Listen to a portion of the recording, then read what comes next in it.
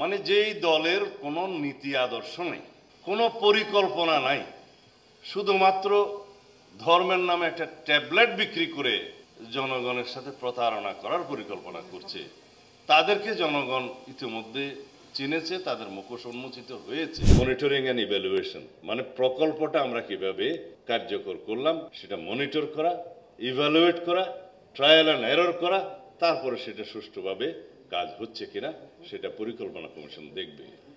কয় ধাপ? 4 ধাপ।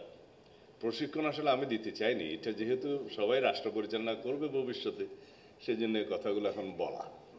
বিএনপি আমরা দেশের মানুষের কাছে সমর্থন চাইছি, ভোট চাইছি। জনগণ আমাদের কাছে কি চায় তা তো আমাদের দিতে হবে। আমরা তো কেবল ধর্মের একটা ট্যাবলেট বিক্রি করতে চাই না, আমরা চাই জনগণের কল্যাণের জন্য, অর্থনৈতিক মুক্তির জন্য আমাদের সুষ্ঠু পরিকল্পনা কি আছে সেটা জনগণের সামনে রাখা।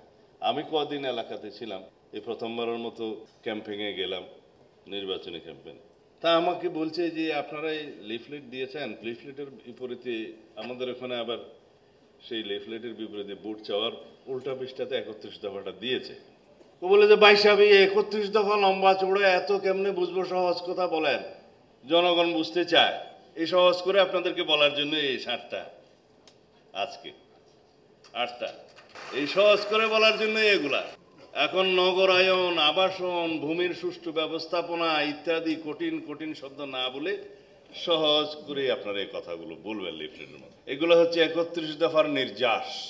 সবাই বলে সহজ কথা যায় না বলা অতি সহজে, কিন্তু অতি সহজে বলার জন্য এটা। সেই জন্য আপনাদেরকে প্রথমেই বলতে হবে, যারা বিনা কষ্টে জান্নাতে যেতে চাচ্ছেন সেটার বাস স্টেশন কোথায় একটু আগে জেনে নেবেন, জনগণ এগুলো বোঝে। আমরা যা করছি তা হচ্ছে planning. Planning is half of the job. If you don't plan, you are planning to fail. ছাত্রদল বলে ইংরেজিতে বললাম। কারণ যদি আমরা রাষ্ট্র পরিচালনার ক্ষেত্রে আগের থেকে পরিকল্পনা প্রণয়ন না করি, তাহলে আমরা ফেল করার জন্যই পরিকল্পনা করলাম। এখন এই কথাটা তো আমাদের ধর্ম ব্যবসায়ী বন্ধুদের উদ্দেশ্যে বলা হয়ে গেল মনে হয়। তারা কেবলই বলছে যে এখানে একটু মার্কাতে ভোট দিলে তরতরাইয়া জান্নাতে যাবে, তার আগে ইহকালে কিভাবে চলবে এর কোনো বক্তব্য নাই। কদিন আগে অবশ্য খুলনাতে এক বন্ধুকে যোগদান করিয়েছে, আমি অবশ্য এর বেশি বলবো না। তারাও এখন একই কথা বলছে আর কি, বলছে আচ্ছা এর বেশি বলা ঠিক হবে না বোধহয়।